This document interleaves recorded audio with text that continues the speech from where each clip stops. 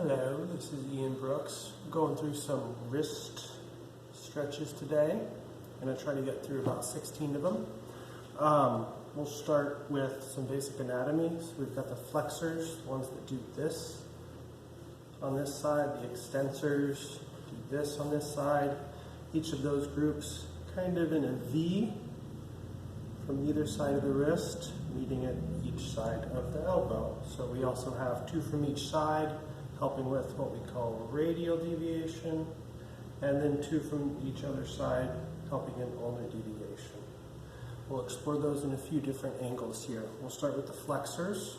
I like to use table, floor, wall, whatever you got.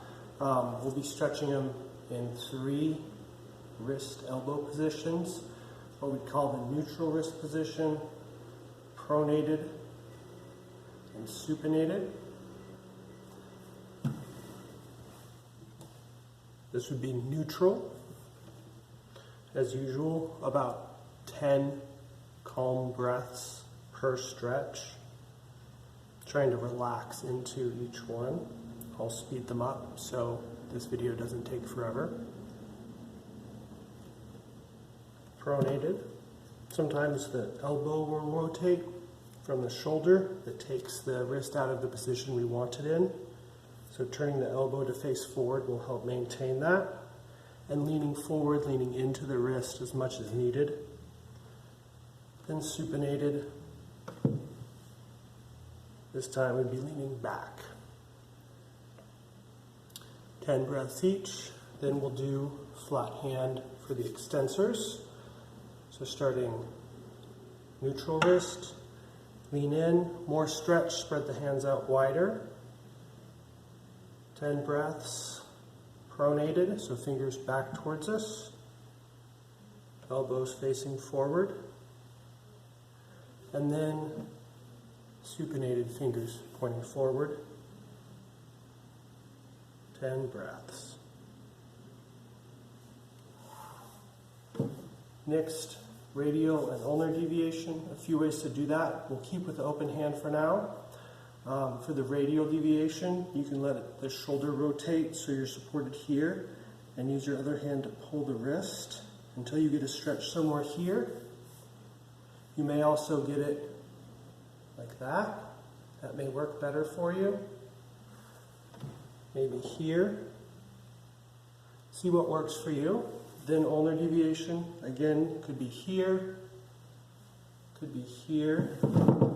Pushing back with my hand, if that's comfortable on the elbow.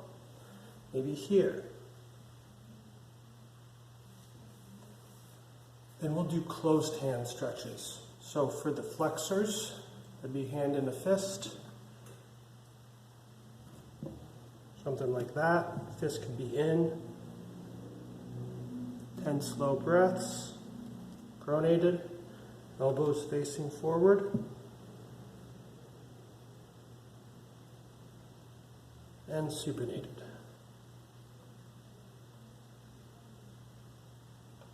Then for extensors, it's a little different. You can have the thumb in the fist, within the fingers, on top of the fingers, or outside the fingers if the thumb needs its own stretching before it's ready for this.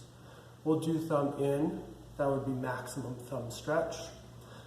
So here, one hand, knuckles to knuckles, wraps the other.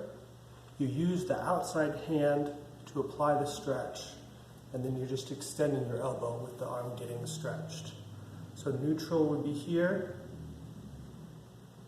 10 breaths, pronated here, keeping the elbow from rotating inward, so that stays facing up.